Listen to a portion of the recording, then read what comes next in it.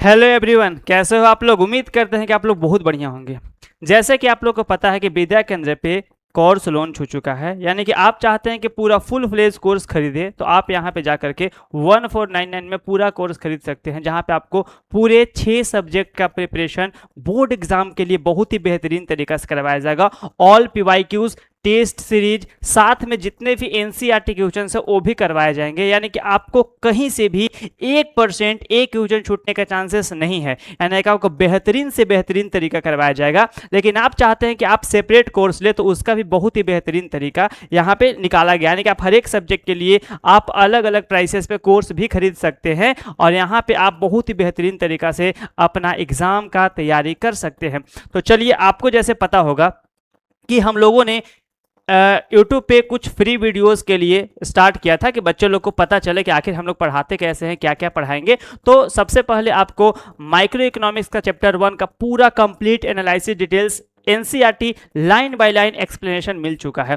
अब आज हम आपको करवाने वाले हैं मैक्रो इकोनॉमिक्स, उसका फर्स्ट चैप्टर इंट्रोडक्शन जो है उसके बारे में समझाने वाले हैं। दोनों मिलाकर के 10 से 11 चैप्टर है और सारे चैप्टर को बहुत ही बेहतरीन तरीका से देखेंगे। जो बच्चे पहली बार विद्या केंद्र पे आए हैं तो एक बार इस चैनल को विजिट करें, आप देखिए आपको कितना बेहतरीन कंटेंट पिछले साल मिला था और इस साल तो उससे दमदार और उससे शानदार मिलने वाला है। और आप पूरा साल यदि देख लेते हैं तो आप इतना कंफर्म मानिए कि आपका 90% से कम तो आने के चांसेस बिल्कुल नहीं बनता है। आप आराम से सारे बोर्ड के क्वेश्चंस कर सकते हैं, कोई दिक्कत नहीं होगा। तो चलिए, आप सबसे पहले स्टार्टिंग में देखते हैं तो यहाँ लिखा हो मैक्रो इकोनॉमिक्स, जो कि इंट्रोडक्शन है, जो 26-27 में देने वाले हैं और जिसके एग्जाम में आता है, यानी कि जितने भी बच्चे सीबीएसई से हो या फिर जैक बोर्ड से हो, उनके लिए बहुत ही बेहतरीन कंटेंट, एक एक चीज को समझा करके आगे बढ़ने वाले हैं।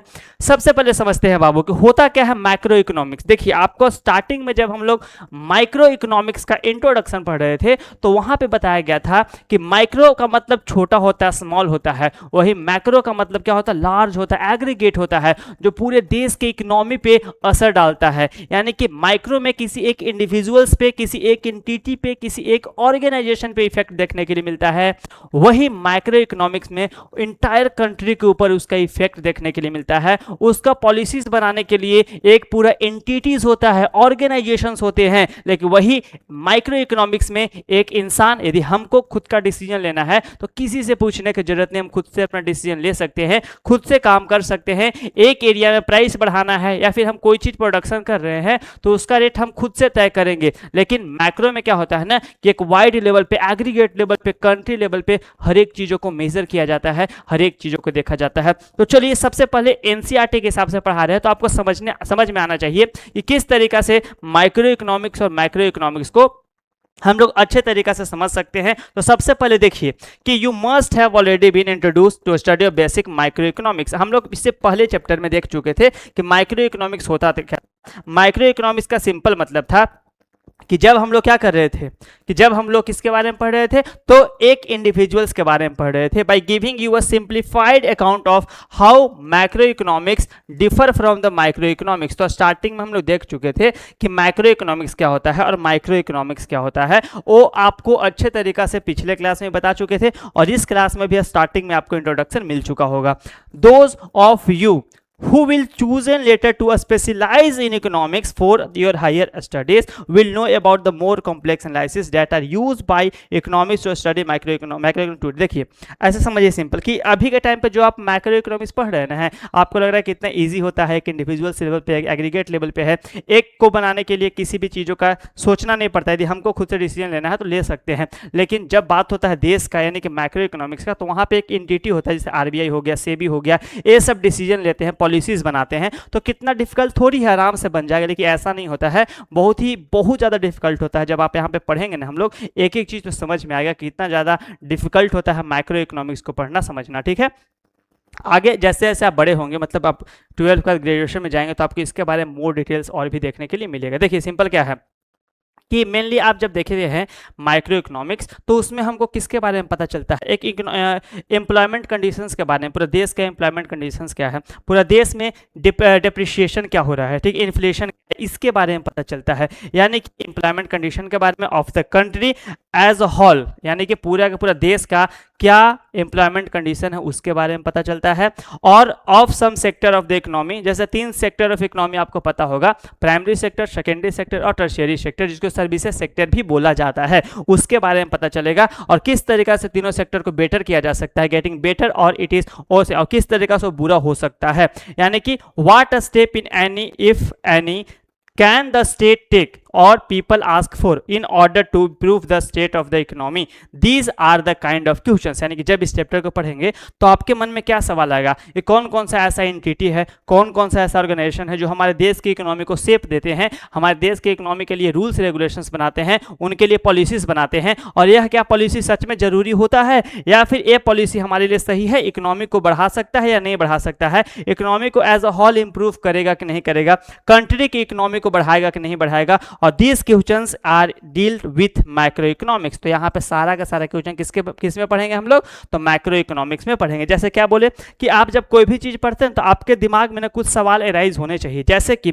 यदि आप पढ़ रहे हैं तो आपको पता होना चाहिए कि इसमें क्या पढ़ने वाले हैं। तो माइक्रो इकोनॉमिक्स पूरे देश लेवल पे, कंट्री लेवल पे चीजों के बारे में बात करता है। तो यहाँ पे क्या जो पॉलिसीज आरबीआई के द्वारा, सेबी के द्वारा, या फिर और भी ऐसे एंटिटी जो गवर्नमेंट के पॉलिसीज को एक शेप देते हैं ना, स्ट्रक्चर देते हैं, तो क्या वह हमारे देश के लिए जरूरी है, और क्या उससे हमारे देश का इकोनॉमी बेटर होगा या फिर नहीं होगा। जैसे कि आप देखे थे कि सरकार डिमोनेटाइजेशन लेकर के आ गई थी, फिर उसके बाद सरकार रेपो रेट लाती है, रिवर्स रेपो रेट लाती है। तो ये सब रेट लाने से क्या सच में हमारे इकोनॉमी को प्रॉफिट होता है या फिर लॉस होता है, ये सब चीज़ों के बारे में कैसे पता चलेगा, तो मैक्रो इकोनॉमिक्स में पढ़ने के लिए मिलेगा। In this book you will introduce some of the basic principle of macroeconomics। इस बुक में हम लोग क्या पढ़ेंगे, तो माइक्रो इकोनॉमिक्स का बेसिक प्रिंसिपल क्या होता है सर, बेसिक प्रिंसिपल। तो बेसिक प्रिंसिपल का सिंपल मतलब है कि आखिर जो हमारे एम्प्लॉयमेंट है ना, उस पर क्या इफेक्ट पड़ता है किसी पॉलिसी से, और किस तरीके से जब किसी चीज का रेट तय किया जाता है गवर्नमेंट के द्वारा, आरबीआई या फिर सेबी, किसी भी चीजों के द्वारा, ठीक है, तो आखिर उसके रेट से क्या हमारे देश पे इन्फ्लेशन बढ़ता है या नहीं बढ़ता है, क्या होता है स्टैगफ्लेशन, क्या होता है, सब सारा चीज के बारे में पढ़ेंगे, समझेंगे, ठीक है। यानी कि the principle will be stated as far as possible, यानी कि जितना भी प्रिंसिपल हो सकता है वह सारी चीजों के बारे में समझेंगे, जो भी पॉसिबिलिटी हो सकता है वो सारे समझेंगे, बहुत ही सिंपल लैंग्वेज में। ऐसे भी हम आपको जब समझाते हैं तो बहुत ही सिंपल लैंग्वेज में समझाते हैं, आपको समझ में आएगा। जैसे कि आप यदि एलिमेंट्री अलजेब्रा, यानी कि अलजेब्रा आप पढ़े होंगे क्लास 9 10th में, आपको पता होगा, तो वहां पे ना समझाने का जो तरीका होता है, किस तरीका से उसको सिंप्लीफाइड किया जाएगा, किस तरीका से उसका स्ट्रक्चर होगा, ठीक है, will be use in the treatment for introduction of reader of summary course. देखिए कभी कभी क्या होता है ना कि आप किसी चीज को पढ़ते हैं तो एक ऐसा फॉर्म आ जाता है, एक ऐसा स्ट्रक्चर आ जाता है कि जहां से आपको समझना बहुत ज्यादा मुश्किल हो जाता है। तो वही बताया जाता है कि यहाँ पे कुछ ऐसे भी टर्म आएंगे जहां पे समझना एक रीडर के लिए बहुत ज्यादा मुश्किल होता है, तो उसको भी हम लोग सही तरीका से समझने का प्रयास करेंगे। If you observe the economy as a country as a whole, it will appear that the output level of all the goods and services in the economy have a tendency to move together. देखिए जब हम लोग किसके बारे में पढ़ते हैं, country के बारे में क्या पढ़ते हैं, कंट्री के बारे में as a whole. As a whole का मतलब कि यदि प्राइस बढ़ेगा तो पूरे देश में प्राइस बढ़ेगा। तो यदि कंट्री एज अ होल पढ़ते हैं तो हम लोग क्या समझ में आता है कि कंट्री का जो आउटपुट लेवल है, आउटपुट लेवल का मतलब जीडीपी पढ़े ना हम लोग, तो उसके बारे में, तो जीडीपी के बारे में जो उसका आउटपुट लेवल है, जितना भी गुड एंड सर्विसेज प्रोड्यूस हो रहा है इस इकोनॉमी में, क्या जीडीपी क्या होता है बताइए, ग्रोस डोमेस्टिक प्रोडक्ट का सिंपल मतलब होता है कि इस देश में, क्या बोले, इस देश में बाहर के लोग हो चाहे इसी देश के लोग हो, जो भी प्रोडक्शन का फाइनल रेट है ना, उसी को हम लोग क्या बोलते हैं, जीडीपी बोलते हैं। तो उसके बारे में पता चलता है। Output of food grains, suppose कीजिए कि यदि फूड ग्रेन का आउटपुट, ऐसे समझाते हैं सिंपल कि यदि आपके पास, आपके एरिया में, चाहे आपके देश में इस साल 10% एक्स्ट्रा क्या हो जाता है, प्रोडक्शन बढ़ जाता है एग्रीकल्चरल गुड्स में, ठीक है, यानी कि प्राइमरी सेक्टर में। तो लॉजिक समझिए ना बाबू कि प्राइमरी सेक्टर में 10% का ज्यादा मात्रा में प्रोडक्शन होगा, तो जो भी सेकेंडरी सेक्टर यानी प्रोडक्शन सेक्टर है, वहां पे भी 10% क्या हो जाएगा, एक्स्ट्रा प्रोडक्शन बढ़ जाएगा। जो ट्रांसपोर्ट सेक्टर है ना, यानी सर्विसेज सेक्टर, उसके अंदर भी 10% का ट्रांसपोर्टेशन बढ़ जाएगा, यानी कि वो ज्यादा काम करेगा। तो एक सेक्टर को डेवलप्ड होने से हर एक सेक्टर पे असर पड़ता है। सपोज कीजिए कि आपके एरिया में सबके घर में चावल हुआ है, पूरे देश में चावल हुआ है, चावल का कमी नहीं है, तो चावल का रेट क्या हो जाएगा, कम हो जाएगा, क्योंकि आउटपुट ज्यादा आया है, तो लोग कहीं कहीं कम खरीदेंगे और उसका प्राइस अपने आप कम हो जाएगा।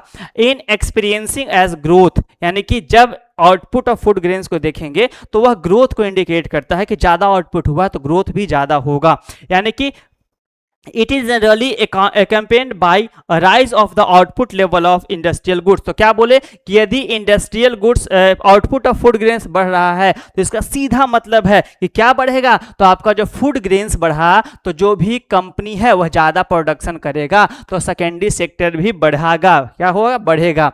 With in the category of industrial goods also output of different kind of goods tend to rise or fall simultaneously। क्या बोल रहा है कि जिस तरीका से जब एक इंसान दूसरे पे निर्भर होता है और एक इंसान का प्राइस बढ़ेगा, या फिर इंसान का बात क्या कर रहे हैं हम लोग, कुछ प्रोडक्ट का बात कर रहे हैं। सपोज कीजिए कि ये हो गया आपका प्राइमरी सेक्टर, ये हो गया आपका सेकेंडरी सेक्टर और ये हो गया आपका टर्शियरी सेक्टर। लॉजिक समझिए क्या बोल रहे हैं हम कि जो प्राइमरी सेक्टर होगा, प्राइमरी सेक्टर को हम लोग पीएस लिखेंगे, ठीक है, सेकेंडरी सेक्टर और टर्शियरी सेक्टर को हम लोग टीएस लिखेंगे। कोई दिक्कत यहां तक बाबू नहीं होना चाहिए, ठीक है। अब सिंपल समझते हैं क्या बोल रहे हैं आपको, चलिए सिंपल समझते हैं क्या समझा रहे हैं कि यदि प्राइमरी सेक्टर का प्रोडक्शन बढ़ जाता है, क्या होता है, बढ़ जाता है। सपोज कीजिए कि पहले 100 केजी राइस का प्रोडक्शन हो रहा था, क्या हो रहा था, 100 केजी राइस, राइस की जगह पे क्या मान लेते हैं हम लोग, वीट मान लेते हैं, चलो वीट से ब्रेड बनता है तो आसानी होगा। 100 केजी वीट का प्रोडक्शन हो रहा था, क्या हो रहा था, वीट का प्रोडक्शन हो रहा था। अब क्या हुआ, सिंपल कि जो प्रोडक्शन था वो कितना परसेंट से बढ़ गया, बताइए, 10% से बढ़ गया। कितना परसेंट से बढ़ गया, 10% से बढ़ गया प्रोडक्शन, ठीक है। देखिए प्रोडक्शन क्या हो गया, 10% से बढ़ करके यानी कि 110 केजी हो गया, ठीक है। अब पहले यदि 100 केजी बनता यानी कि 40 केजी पहुंचता था, कहाँ 40 केजी पहुंचता था, इससे ब्रेड बनता था, क्योंकि बाकी जगह भी तो यूज होगा तो इससे ब्रेड बन जाता था। चलिए इससे क्या बन जाता था, ब्रेड बन जाता था। अब क्या हुआ कि इसको भी 40% जब ब्रेड बन रहा है तो ट्रांसपोर्टेशन में ये भी 40% मानिए इस्तेमाल कर रहा है, हो रहा है। चलिए ये भी ट्रांसपोर्टेशन 40% ही कर रहा है। अब सिंपल क्या हुआ ना बाबू, देखिए अब सिंपल क्या हुआ ना बाबू कि ये जो 100 केजी से 110 केजी हुआ तो यहाँ जो 10% का इंक्रीजमेंट हुआ तो यहाँ पे भी क्या हो जाएगा, 10% का इंक्रीजमेंट, यानी कि 10% का मतलब क्या होता है, 4, यानी कि 10 का, देखिए 10 का यदि 4 बोले 10 का 10% निकालेंगे तो कितना हो जाएगा, 1 होगा, तो कितना हो जाएगा, 1 बढ़ेगा ना, कितना हो जाएगा, 1, यानी कि 41, कितना हो जाएगा, अब 41 हो जाएगा, कितना हो जाएगा, 40 केजी मिलता था, 41 केजी, यानी कि प्लस 1 केजी का इंक्रीजमेंट हो जाएगा और यहाँ पे ही प्लस 1 केजी का हो जाएगा। तो यहाँ कहने का मतलब मेरा ये है कि यदि एक चीज का, क्या बोले, एक चीज का प्रोडक्शन ज्यादा होता है तो दूसरा चीज अपने आप क्या हो जाएगा, ज्यादा मात्रा में उसको काम मिलेगा। यानी प्राइमरी सेक्टर में ज्यादा प्रोडक्शन होगा तो सेकेंडरी सेक्टर को ज्यादा प्रोडक्ट मिलेगा तो ज्यादा वहां से आउटपुट निकालेगा, वही टर्शियरी सेक्टर को ज्यादा काम मिलेगा तो ज्यादा काम करेगा, याद रखिएगा, ठीक है। यानी कि एक दूसरे पर डिपेंडेंट होता है, यानी कि एक इंक्रीज करेगा तो दूसरा भी इंक्रीज करेगा और एक फॉल करेगा तो दूसरा भी फॉल करेगा, इतना ध्यान रखिएगा, और कुछ इसमें नहीं बोला गया है। Similarly price of different goods and services generally have a tendency to rise or fall simultaneously। Suppose कीजिए अभी सिंपल एग्जांपल लेते हैं कि अभी प्राइस क्या हुआ, अभी जो पेट्रोल है ना उसका प्राइस बढ़ गया, क्या हो गया, पेट्रोल का प्राइस बढ़ गया, पेट्रोल का प्राइस हाइक कर गया, ठीक है। जब पेट्रोल का प्राइस हाइक करेगा बाबू तो इतना भी चीज डिपेंडेंट है, जैसे ट्रांसपोर्टेशन किस पे डिपेंडेंट है, डीजल पेट्रोल पे, पेट्रोल और डीजल पे। तो सर ट्रांसपोर्टेशन का जितना भी प्रोडक्ट था उसमें भी क्या हो जाएगा, 10% का इंक्रीमेंट हो जाएगा, क्या हो जाएगा, 10% का इंक्रीमेंट हो जाएगा। क्यों 10% का इंक्रीमेंट होगा, क्योंकि जो प्राइस था पेट्रोल का वो 10% हाइक कर गया तो ये भी 10% क्या होगा, हाइक हो जाएगा, ध्यान रखिएगा। यानी कि अब यदि आप किसी चीज को 100 रुपये में खरीदते होंगे तो उसका भी प्राइस क्या हो जाएगा, हाइक कर जाएगा, हाइक कर जाएगा, ध्यान रखिएगा, ये समझिएगा। देखिए जो लाइव क्लास देखेंगे चाहे जो क्लास देखेंगे उसी को समझ में आएगा हम यहाँ पे क्या समझा रहे हैं, क्योंकि सिंपल समझिएगा। एग्जाम्पल तो आप अच्छे से एग्जाम लिख सकते हैं, एग्जाम्पल आपको पता नहीं रहेगा ना तो आप सिर्फ रट्टू मल बन जाइएगा। हम कोशिश करते हैं कि आप आसपास के एनवायरमेंट से सीखिए, समझिए और वहां से एग्जाम्पल लेने की कोशिश कीजिए। अभी बेस्ट एग्जाम्पल था किसका, पेट्रोल प्राइसेस का, कि कैसे जब पेट्रोल का प्राइस बढ़ा तो अभी देखिएगा जो घर जाते होंगे ना तो आपका जो बस का भाड़ा 300 रुपया होगा 350 हो गया, 400 होगा तो 450, हर एक जगह का प्राइसेस बढ़ गया। क्यों बढ़ा है, क्योंकि पेट्रोल का प्राइसेस बढ़ गया है। साथ में E20 एथेनॉल आ गया है तो उसमें और भी ज्यादा माइलेज कम हो गया गया है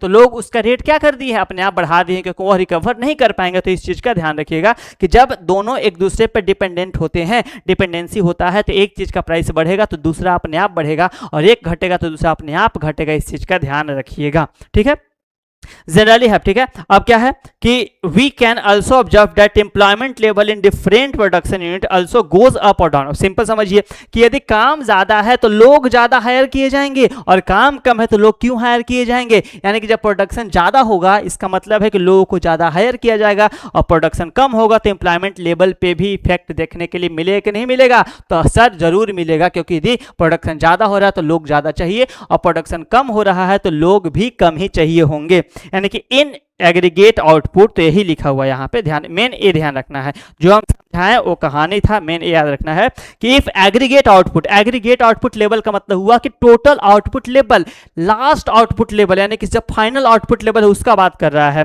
कि if aggregate output level, price level और employment level in the different production unit of an economy. तो मेनली एक इकोनॉमी का प्रोडक्शन यूनिट में क्या क्या होता है, तो एग्रीगेट आउटपुट लेवल होता है, प्राइस लेवल और एम्प्लॉयमेंट लेवल देखने के लिए मिलता है, ध्यान रखिएगा। चलिए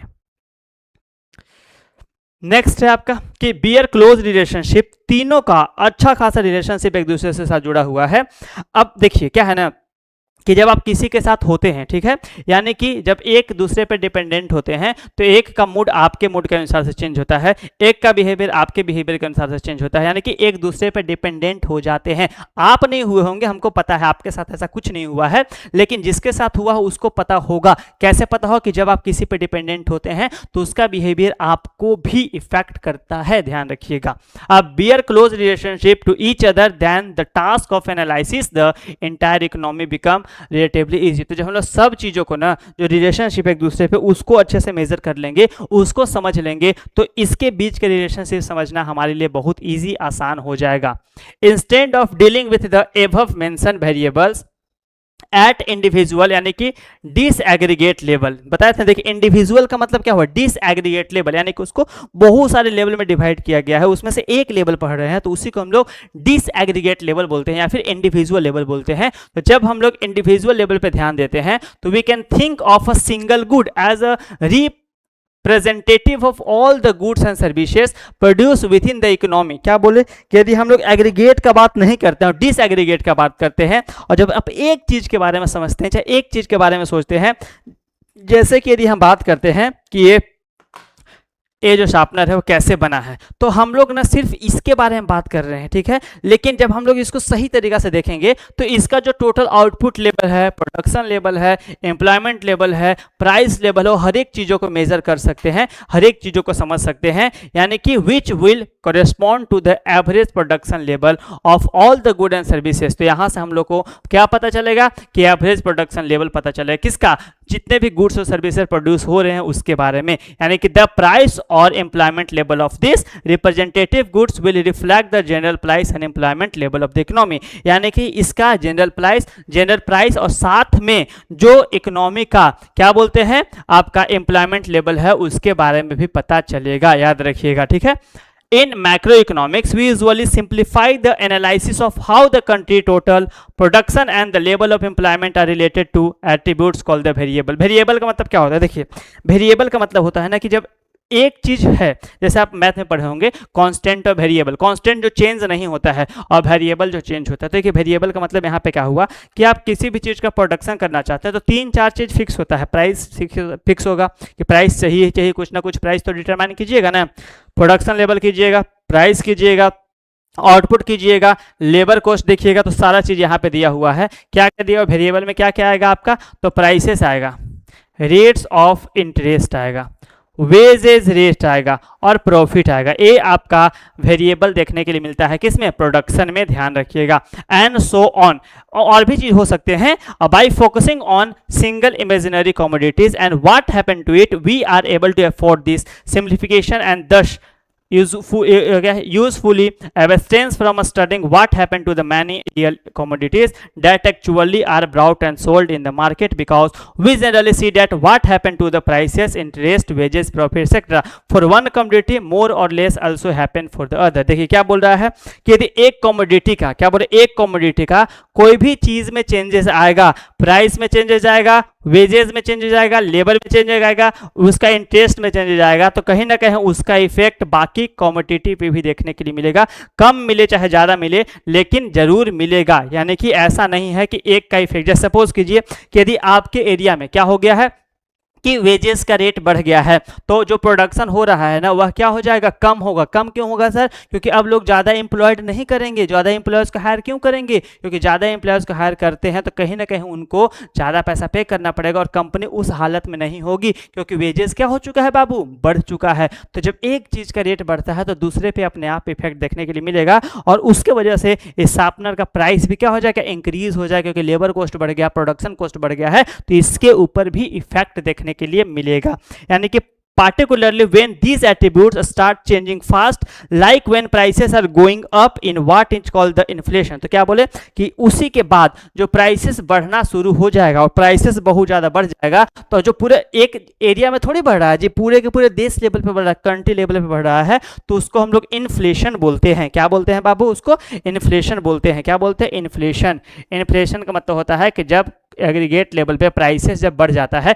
क्यों बढ़ता है? जब प्राइसेस में चेंज आएगा, रेट ऑफ इंटरेस्ट में चेंज आएगा, वेजेस रेट में चेंज आएगा, प्रॉफिट में चेंज आएगा, तो वहां पे जाकर के क्या होगा, तो उसका रेट बढ़ जाएगा। उसी को इन्फ्लेशन बोलते हैं। इन्फ्लेशन का एक सिंपल मतलब समझाते हैं आपको। देखिए क्या है ना, अभी आप 1000 रुपये कमा रहे हैं, ठीक है, और 1000 में से मान लीजिए 500 रुपये खर्च करते हैं मंथ में, कोई दिक्कत नहीं है। सब चीज़ का रेट आपको पता है कि 100 रुपये में ये मिलता है, 50 रुपये में वो मिलता है, 40 रुपये में वो मिलता है।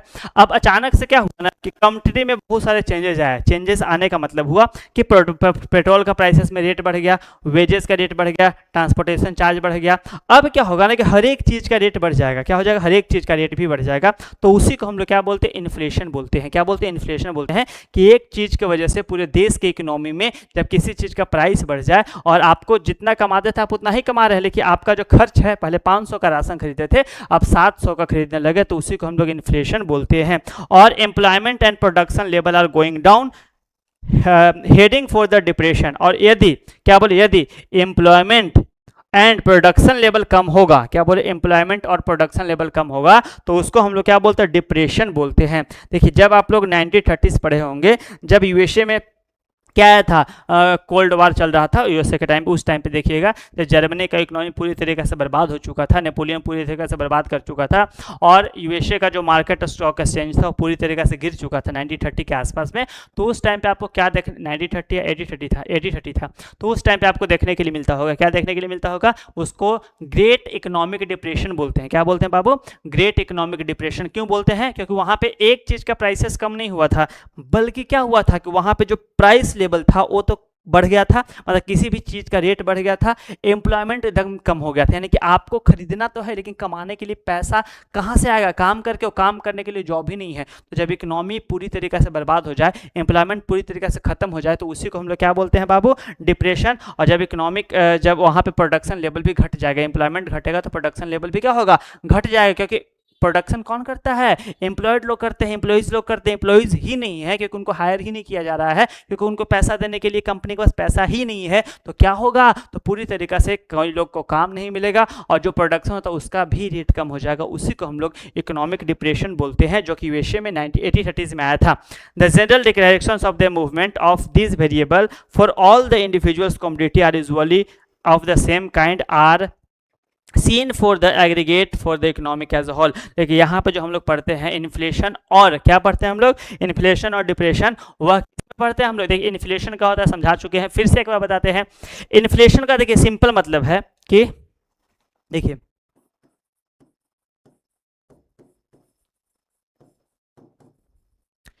इन्फ्लेशन का सिंपल मतलब क्या है? इन्फ्लेशन का सिंपल मतलब है कि यदि जो कमोडिटी का प्राइस था वह यदि राइज कर गया, क्या कर गया? राइज कर गया एग्रीगेट लेवल पे। किसके लेवल पे? एग्रीगेट लेवल पे। उसी को हम लोग क्या बोलते हैं? तो आपका इन्फ्लेशन बोलते हैं। यानी कि पहले यदि आप 100 रुपये का सामान खरीदते होंगे 100 रुपीज़ में, सारा राशन आ जाता होगा। अब वही राशन का दाम यदि 120 रुपये हो गया, और आपका प्राइसेस जो काम करते थे, जहाँ पे सैलरी था वो नहीं इंक्रीज किया है, तो उसको हम लोग इन्फ्लेशन बोलते हैं। लेकिन जब बात आएगा डिप्रेशन का, किसका बात आएगा? डिप्रेशन का। डिप्रेशन में तो आप लोग भी रहते हैं, नहीं रहते हैं जी? लेकिन डिप्रेशन में क्यों रहना बताइए। डिप्रेशन का मतलब क्या होता है? देखिए डिप्रेशन का सिंपल मतलब है कि जब इकोनॉमी पे इतना ज़्यादा प्रेशर पड़ जाए, क्या बोले, इकोनॉमी पे इतना ज़्यादा प्रेशर पड़ जाए, इकोनॉमी पे इतना ज़्यादा प्रेशर पड़ जाए ना कि वो इकोनॉमी ना सर्वाइव ही नहीं कर पाए।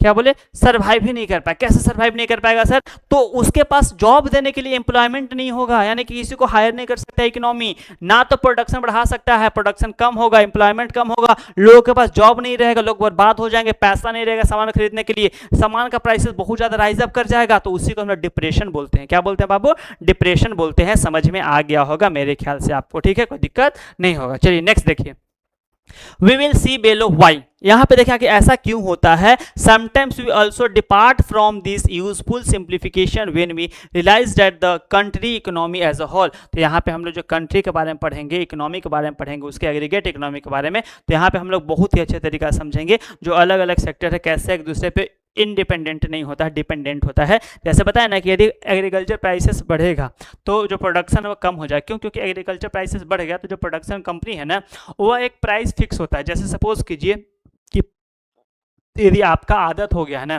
कि किसी चीज़ को 10 रुपये में खरीदे और उसका रेट कंपनी 12-13 रुपये कर देती है, तो आपको थोड़ा सा तो सोचते हैं कि यार छोड़ नहीं लेते हैं, हटाओ, कम हो जाता है, उसका जो सेल है वो कम हो जाता है। क्यों कम होता है? देखिए इसलिए ना कि लोगों को लगता है कि हम जिस प्राइस लेवल पर खरीदते हैं तो उसी पे खरीदेंगे, हो सके तो उसका 10% कम दे कंपनी सर, लेकिन लोग उतना ही मिलेगा क्योंकि लोगों को आदत हो चुका होता है, लोगों के दिमाग में एक चीज आ चुका होता है कि हमको ना इसी प्राइस टैग पे चाहिए। एक प्राइस टैग इंडिया चाहे वर्ल्ड के किसी भी कोना में चले जाइए तो प्राइस टैग बहुत ज़्यादा इंपॉर्टेंट है, बिना प्राइस टैग के आप नहीं चला सकते, ध्यान रखिएगा, ठीक है। तो हम लोग देखेंगे किस तरीका से इकोनॉमी एज अ होल किस किस चीज़ों पे डिपेंडेंट होता है, कितने सेक्टर्स इसमें हैं, और for certain purposes interdependency of, मतलब इंटरडिपेंडेंसी का मतलब क्या बताएं कि जब एक इंडस्ट्री दूसरे पे या फिर एक सेक्टर दूसरे सेक्टर पे डिपेंडेंट हो तो उसी को बोलते हैं डिपेंडेंसी। और इंटरडिपेंडेंसी का मतलब कि किस तरीका से एक पे इफेक्ट पड़ेगा तो दूसरा पे भी इफेक्ट देखने के लिए मिलेगा, यानी कि एक दूसरे पे डिपेंडेंट है तो एक का प्राइस बढ़ेगा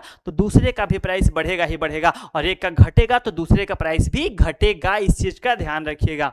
और even rivalry between two sector of the economy, agriculture and industry, यहाँ तक कि राइवलरी भी देखने के लिए मिलता है। कैसे मिलता है सर? तो सिंपल समझिए कि एग्रीकल्चर प्राइसेस कम हुआ तो कंपनी धड़ाधड़ सामान प्रोडक्शन किए जा रही, धड़ाधड़ प्रोडक्शन किए जा रहे। क्यों? क्योंकि उसको पता है कि सामान का रेट कम हुआ है, और जैसे ही लोग का रेट का कम दाम सुनते हैं तो लोग धड़ाधड़ खरीदना शुरू करते हैं, अपना परचेजिंग पावर से भी ज़्यादा खरीदना शुरू कर देते हैं। तो वही चीज़ यहाँ पे बताया जा रहा है कि लोग क्या करेंगे, ज़्यादा मात्रा में चीज़ों को खरीदना शुरू करेंगे, ध्यान रखिएगा।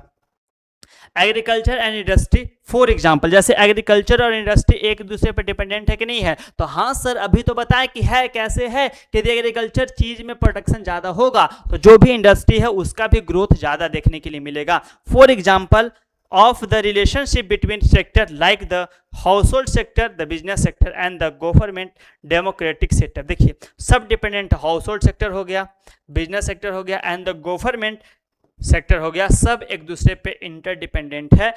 Help us understand some things happen to the country's economy much better than only looking at the economy as a whole. देखिए आप जो इकोनॉमी एज ए होल समझते हैं उससे बेहतरीन क्या है कि उसके अंदर में जो जो फैक्टर है, जो जो चीज़ें चेंजेस हो रही है उसके बारे में पढ़ेंगे तो हमको कंपनी के बारे में ज़्यादा पता चलेगा, देश के इकोनॉमी के बारे में ज़्यादा पता चलेगा और अच्छे तरीके से उस इकोनॉमी को हम लोग समझ सकते हैं। While moving away from different goods and focus on the representative goods may be convenient in the process, we may be overlooking some vital distinctive characteristics of individual goods. Individual goods क्या होता है बाबू? यदि आप अपने needs को satisfy करने के लिए आप अपने लिए कोई भी चीज़ को खरीदते हैं या उस चीज़ को प्रोडक्शन करते हैं या फिर उस चीज़ का इस्तेमाल करते हैं, उसी को हम लोग बोलते हैं इंडिविजुअल गुड्स। यानी कि for example production condition of agriculture and industrial commodities are the different nature. जैसे देखिए एक इंसान प्रोडक्शन कर रहा है अपने एग्रीकल्चर प्रोडक्ट को एक इंडस्ट्री के लिए, तो दोनों में डिफरेंस है कि नहीं? हाँ सर डिफरेंस है, क्योंकि जब हम लोग अपने लिए खेती करते हैं तो उसमें ज़्यादा मशीनरीज का इस्तेमाल नहीं करते हैं, ज़्यादा लेबर का इस्तेमाल नहीं करते हैं, हम लोग बस खेती कर लेते हैं और उससे हम लोग का भरण पोषण पोषण खाना पीना चल जाता है, कोई दिक्कत नहीं होता है। लेकिन जब हम लोग इंडस्ट्री के लिए बनाते हैं तो वहाँ पे हम लोग ज़्यादा मशीनरी का इस्तेमाल करते हैं, बेस्ट क्वालिटी का लेबर्स हायर करते हैं, और जितना ज़्यादा सही हो सके उतना ज़्यादा प्रोडक्ट को हम लोग बनाते हैं अच्छे क्वालिटीज़ का, क्योंकि कहीं ना कहीं हमको होता है कि हमको बेचना है प्रोडक्शन को, और नहीं बिकेगा तो हमारा पैसा नुकसान चला जाएगा, और हम लोग को खाना है तो थोड़ा मोड़ा खराब भी होगा तो चले, कोई फर्क नहीं पड़ता है। यानी कि representative of all kinds of labor, we may be unable to distinguish the labor of the manager or firms from the labor of the accountant of the firm। देखिए सिंपल समझिए, कोई बोला कि लेबर है, लेबर का मतलब क्या हुआ, जो उस कंपनी में काम करता है। उस कंपनी में काम करने वाले बहुत सारे लोग होंगे जो कि अच्छे अच्छे पोस्ट पे होंगे, कुछ अकाउंटेंट होगा, कुछ मैनेजर होगा, कुछ और भी सारे पोस्ट पे होंगे, लेकिन एट द एंड जब हम लोग बात करते हैं तो सब लोग क्या है, एक एम्प्लॉइज है, एक काम करने वाला इंसान है, और उसके सिवा कुछ भी नहीं है, बस उन लोग का पोस्ट अलग है। तो वही बात कर रहा है कि जब हम लोग बात करते हैं ऑल काइंड ऑफ लेबर का, कि लेबर का काइंड क्या है, तो हम लोग बात करते हैं कि वह अकाउंटेंट है, वह मैनेजर है, लेकिन रियलिटी में सब क्या है, लेबर ही है। यानी कि so in many cases instead of a single representative category of goods और लेबर और production technology, we may take the handful of different kind of goods. जैसे बोले कि हम लोग जब गुड्स का बात करते हैं तो गुड्स में क्या हुआ, हर एक चीज गुड्स ही होता है। यदि हम लोग इसका बात करें तो ये भी गुड्स है, ये भी गुड्स है, ये बुक भी गुड्स है, यानी कि ए जो बैटरी वो भी गुड्स है, जितना भी चीज है सारा का सारा क्या है, एक गुड्स है। लेकिन आखिर इस गुड्स का भी कैटेगरी है ना, कि एक क्या है, एक बुक है, और एक क्या है, एक रिमोट है, इलेक्ट्रॉनिक चीज है, तो दोनों का कैटेगरी अलग है। तो हम लोग इस गुड्स को भी डिफरेंशिएट कर सकते हैं कि नहीं कर सकते हैं, तो हाँ सर कर सकते हैं। तो वही चीज बोला जा रहा है कि हम लोग लेबर को ना देख करके, गुड्स को ना देख करके, डिफरेंट काइंड्स ऑफ, जो डिफरेंट कैटेगरीज ऑफ गुड्स है ना, we will study about that in the micro economics. इस चीज का ध्यान रखिएगा, ठीक है। Instead of a single representative category of goods, labour के बारे में, प्रोडक्शन के बारे में, हम लोग यहाँ पे handful of different kind of goods के बारे में देखेंगे। फॉर एग्जांपल यहाँ पे 3 general kind of commodities may be taken as representative all community producing within the economy. खुद सोचिए कि एक इकोनॉमी में यदि कोई भी चीज प्रोडक्शन हो रहा है तो क्या हो सकता है, बताइए सर। हम दिमाग लगा रहे हैं, हम लोग जो भी चीज खाते हैं, जो भी नेचर से मिलता है, जो भी प्रोडक्शन करते हैं, जो भी मिनरल्स निकालते हैं, जो भी माइनिंग करते हैं, जो भी क्वेरिंग करते हैं, और सारा का सारा चीज कहां से आता है, तो आपका हमारे नेचर से मिलता है, और सबका सब आता है एग्रीकल्चर सेक्टर में, यानी कि प्राइमरी सेक्टर में। तो क्या बोले कि सर सबसे पहले तो प्राइमरी सेक्टर हो सकता है, क्या हो सकता है, प्राइमरी सेक्टर हो सकता है। चलिए समझ में आ गया, इतना तो दिमाग काम कर रहा है आपका। अब क्या देखेंगे सर, हम लोग देखते हैं जो कपड़ा पहनते हैं, जो जूता पहनते हैं, जो रोड पे जाते हैं, और जो हम लोग सामान खरीदते हैं, गाड़ी खरीदते हैं, बाइक खरीदते हैं, फ्रिज खरीदते हैं, कूलर खरीदते हैं, कुर्सी टेबल, जितना भी घर में सामान है सर, वह कहीं ना कहीं प्रोडक्शन हुआ है, वह कहीं ना कहीं एग्रीकल्चर चीज़ों के इस्तेमाल से बना है। जैसे कि आप यदि किताब देखते हैं तो इसमें पेपर है, क्या है बाबू, पेपर है, और पेपर कहाँ से आता है, एग्रीकल्चर सेक्टर से आता है, लकड़ी से बनता है। तो कहीं ना कहीं क्या होगा, तो प्रोडक्शन सेक्टर आएगा सेकेंडरी सेक्टर में। सर किस में आएगा, सेकेंडरी सेक्टर में आएगा। चलिए अब समझते हैं तीसरा क्या हो सकता है सर। तो अब जो भी चीज प्रोडक्शन की है सर, और यही 2 चीज होगा, और तीसरा तो कुछ होगा नहीं, तो बात तो आपका से कुछ नहीं होता है, लेकिन एक चीज तो होगा ना कि इसको आखिर कौन सा इंसान कहीं भेजेगा। यदि ये चीज बना तो भैया इसको यहाँ पहुंचाने का काम कौन करेगा, इससे आपके पास पहुंचाने का काम करेगा। यदि आप बीमार हुए तो यहाँ से कौन उसका मशीनरी बनाएगा, फिर उस मशीनरी का इस्तेमाल कौन करवाएगा। तो तीसरा बनता है जो सेक्टर, उसको हम लोग टर्शियरी सेक्टर बोलते हैं। क्या बोलते हैं, टर्शियरी सेक्टर बोलते हैं बाबू, टर्शियरी सेक्टर बोलते हैं। आ गया समझ में कि नहीं आया समझ में, तो हाँ सर समझ में आ गया कि 3 सेक्टर के बाद चौथा सेक्टर होता ही नहीं है। प्राइमरी सेकेंडरी टर्शियरी आपके दिमाग में घुस गया होगा, कौन सा सेक्टर किस में आता है, और समझ में आ गया होगा। और इसके बारे में हम लोग अच्छे तरीके से पढ़ने वाले हैं माइक्रो इकोनॉमिक्स में, इंडिविजुअल लेवल पे नहीं बल्कि किसके लेवल पे, तो एक एग्रीगेट लेवल पे, लेकिन स्टार्ट करेंगे तो इंडिविजुअल लेवल से ही करने वाले हैं। यानी कि for example 3 general kind of commodities may be taken as a representative of all commodity being produced within the economy। Agriculture goods सबसे पहले क्या हो सकता है, तो सर एग्रीकल्चर गुड्स हो सकता है, और उस एग्रीकल्चर गुड्स के इस्तेमाल करके इंडस्ट्री में उसका इंडस्ट्रियल गुड्स बना देंगे, और फिर उसको भेजने के लिए हम लोग सर्विसेज का इस्तेमाल करेंगे। यानी हम आपको पढ़ा रहे हैं तो भी एक प्रकार का सर्विसेज ही है, ध्यान रखिएगा। These goods may have different production technology. तो बताइए कि जो तीनों गुड्स के लिए अलग अलग टेक्नोलॉजी प्रोडक्शन होगा कि नहीं होगा? तो हाँ सर होगा, सब में अलग अलग टेक्नोलॉजी का इस्तेमाल किया जाता है, अलग अलग इंस्ट्रूमेंट्स का इस्तेमाल किया जाता है, एंड डिफरेंट प्राइसेस, सबका प्राइसेस भी डिफरेंट होता है। Macro economics also try to analyse how the individual output level, prices and employment level of this different goods get determine. अब यहाँ पे जो मैक्रो इकोनॉमिक्स है वो इसी के बारे में बताता है कि एक इंडिविजुअल्स लेवल पे जो उसका प्राइस होगा, जो उसका एम्प्लॉयमेंट लेवल होगा, उसके बारे में बात करता है, उसके बारे में बताता है कि किस तरीके से डिफरेंट गुड्स को डिफरेंट कैटेगरी में रखा जा सकता है, डिफरेंट प्राइस लेवल पे, डिफरेंट इंडिविजुअल्स आउटपुट पे और डिफरेंट एम्प्लॉयमेंट लेवल पे। From this discussions here you will earlier reading of micro economics you may have already begun to understand in what, यानी कि यहाँ से समझना शुरू हो गया होगा कि किस तरीका से माइक्रो इकोनॉमिक्स और मैक्रो इकोनॉमिक्स एक दूसरे से इंटरकनेक्टेड तो है, लेकिन जो माइक्रो इकोनॉमिक्स था वहाँ पे हम लोग एक इंडिविजुअल्स लेवल पे किसी चीज़ का पढ़ते थे, प्रोडक्शन हो, आउटपुट हो, इनपुट हो, लेबर हो, लेकिन यहाँ पे जब हम लोग पढ़ेंगे तो एक कंट्री लेवल पे, एक देश के लेवल पे हम लोग सारे चीज़ों के बारे में पढ़ेंगे, इसका ध्यान रखिएगा।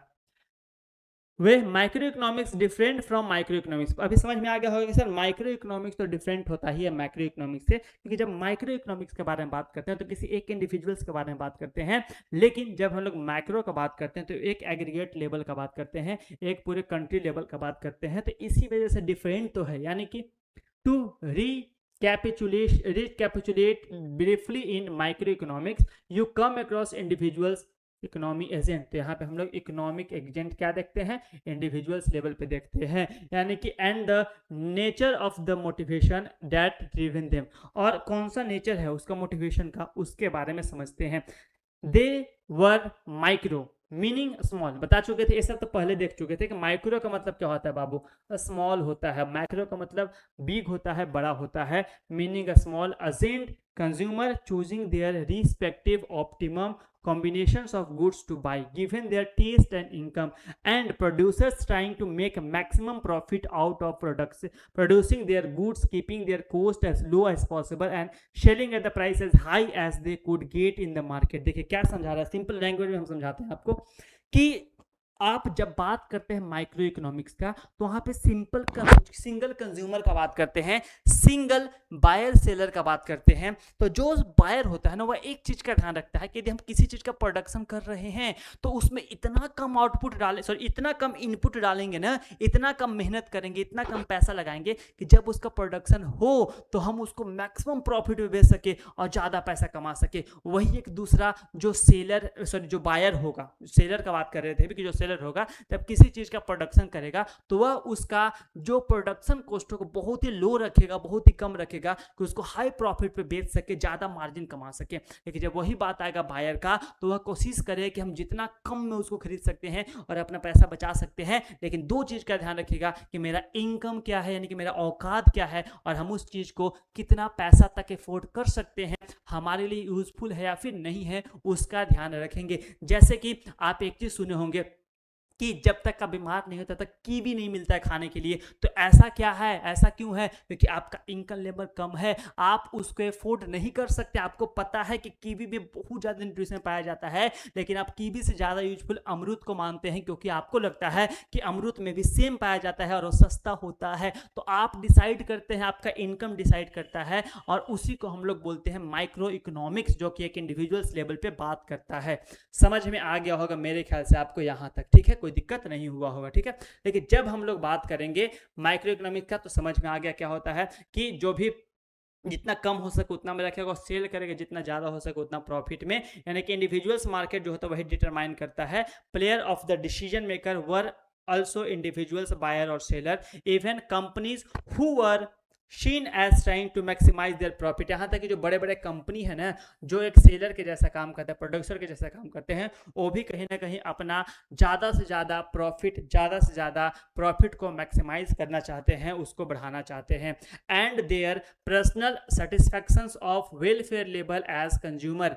Even a large company was micro in the sense, देखिए अब बोले सर लार्ज कंपनी कैसे माइक्रो हो जाएगा, क्या बोले कि जब इंडिविजुअल्स लेवल पे बात हो, जैसे कि सपोज कीजिए टाटा कंपनी है, क्या बोले टाटा कंपनी है, तो जब उसको अपना गाड़ी का रेट प्राइस करना होगा, सेट करना होगा, तो इसको आरबीआई थोड़ी करेगी जी, नहीं करेगी। गवर्नमेंट पॉलिसी बनाएगी, नहीं बनाएगी। कौन डिसाइड करेगा, तो इसका जो हेड होगा, इसका जो एम्प्लॉयड होंगे, हेड जो लोग होंगे ना, उन लोग डिसाइड करेंगे कि हमको अपने कंपनी के लिए उसका प्राइस कितना रखना है, प्रोडक्शन कॉस्ट कितना आया, उसके अनुसार से टाटा डिसाइड करते हैं इंडिविजुअल्स लेवल पे। उससे इकोनॉमी में कोई इफेक्ट नहीं पड़ता है, उससे उस देश के पॉलिसीज में कोई इफेक्ट नहीं पड़ता है इसका प्राइस सेटअप करने से। तो यहाँ तक कि बड़े बड़े जो कंपनी है ना बाबू, वो भी क्या हो सकते हैं, तो माइक्रो लेवल पे, माइक्रो इकोनॉमिक्स के अंदर में आते हैं। इस चीज का ध्यान रखिएगा, in the sense that it has to act in the interest of its own shareholder which was not necessarily the interest of the country as a whole। यानी कि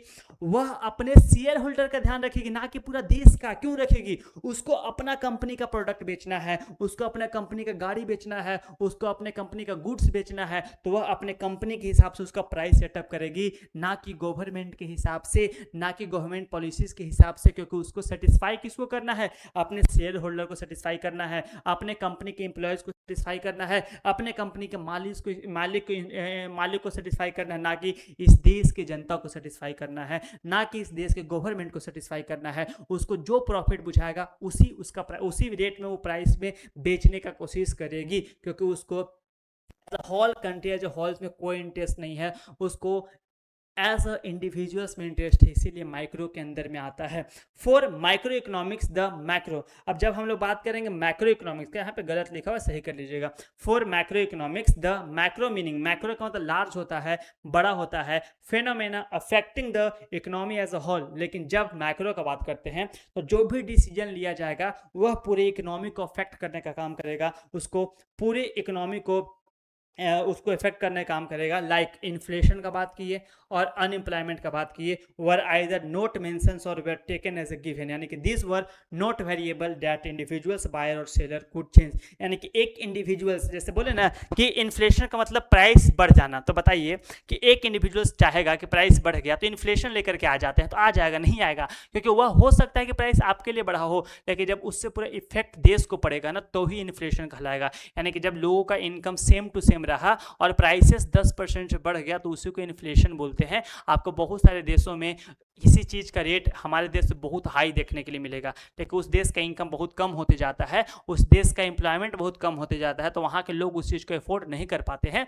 और उसको हम लोग इन्फ्लेशन बोलते हैं। यानी कि those were not variable that individuals buyer और सेलर कुड चेंज, यानी कि एक इंडिविजुअल्स लेवल पे कोई भी बायर और सेलर इसको चेंज नहीं कर सकते, इन्फ्लेशन को, अनएम्प्लॉयमेंट को। The nearest that micro economics go to micro economics which when is look at general equilibrium, meaning the equilibrium to supply and demand in each market in the economy. यानी कि देखिए कि आप इंसान चाहेंगे कि जनरल लेवल पे किसी चीज़ का रेट बढ़ा दे, घटा दे, तो नहीं घट सकता, वह आप इंडिविजुअल्स लेवल पे ही कर रहे हैं, माइक्रो लेवल पे कर रहे हैं। लेकिन जब माइक्रो का बात आता है तो वहाँ पे पूरा का पूरा देश का इकोनॉमी उस पर डिपेंडेंट होता है, और जब पॉलिसी चेंज होगा तो पूरा देश का इफेक्ट देखने के लिए मिलेगा, पूरा देश को उससे नुकसान देखने के लिए मिलेगा, पूरा देश उस पर डिपेंडेंट होगा। अब ये था आपका फर्स्ट वीडियो, ठीक है। यहाँ से हम लोग कल देखने वाले हैं सेकंड वीडियो, कल खत्म हो जाएगा। हर एक चैप्टर को 2 पार्ट में डिवाइड किए हैं कि आप अच्छे तरीका से समझ पाएं, चैप्टर लेंदी ना हो, चैप्टर आसानी से समझ जाए और आपको दिक्कत ना हो। तो चलिए मिलते हैं अगले क्लास में और यहाँ से शुरू करेंगे, पूरा खत्म कर देंगे। यहाँ पे आपको 2 इंपॉर्टेंट क्या बोलते हैं इकोनॉमिस्ट के बारे में देखने, एडम स्मिथ हो गए, एक स्मिथ, क्या नाम था उनका, एडम स्मिथ ही नाम था, ठीक है, और एक का नाम हम भूल रहे हैं, क्या नाम था उनका, किधर गया, ठीक है, हाँ ठीक है, यानी कि जॉन मेयार्ड केन्स, ये बहुत इंपॉर्टेंट है, ठीक है। जेम केन्स जो है बहुत इंपॉर्टेंट है, इनके बारे में पढ़ेंगे, ज़्यादा नहीं है। कल अगले क्लास में 1 घंटा क्लास होगा, पूरा चैप्टर खत्म हो जाएगा, तो ये हम लोग अच्छे तरीके से देखेंगे। इकोनॉमिक एजेंट बता चुके थे ऐसे आपको, लेकिन अगले क्लास में हम लोग सही तरीका समझने वाले हैं दोनों चैप्टर, दोनों इसको भी कुछ समझा देंगे। फिर नेक्स्ट जो है आपका जो पेजेस है 10-15 पेज के आसपास से आधा है, उसको खत्म कर देंगे। तो अगले क्लास में मिलते हैं, तब तक आप इसको कंप्लीट कीजिए, नोट्स जरूर बनाइए, PDF ले लीजिए और विद्या केंद्र ज्वाइन करना ना भूलें, आपको ज्वाइन करना ही करना है, जिससे आपको एग्जाम में बहुत हेल्प होने वाला है। आपको लास्ट तक वेट करने की जरूरत नहीं है कि कोई लास्ट में बैच लेकर के आएगा तो ही खरीदेंगे। आप आज से पढ़ना शुरू करें और पर्सनली हम लोग के साथ जुड़े। एक नंबर आपको दिया जाता है हर बार 8217232511, इस पर आप कॉन्टेक्ट करेंगे और आपको बैच का जानकारी मिल जाएगा। आप इनरोल कर लेंगे और वहाँ पे शामिल हो जाएंगे। तो चलिए मिलते हैं आपसे अगले क्लास में, तब तक आप लोग पढ़ाई करते रहे।